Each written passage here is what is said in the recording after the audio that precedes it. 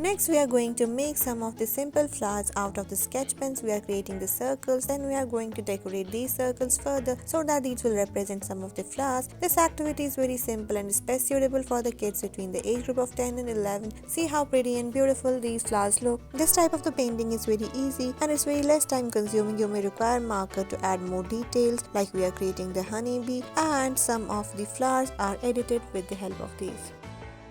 It's time to create a joyful butterfly. For this we are making use of some color sheet of the paper that we are cutting down according to the shape of the heart in different sizes, big, small and the bigger. See how we are placing them, and then we are placing them with the help of the glow stick and making some of the further details like the antennae, eyes and the cheeks. In the background we are giving some of the look that it looks so nice and pretty.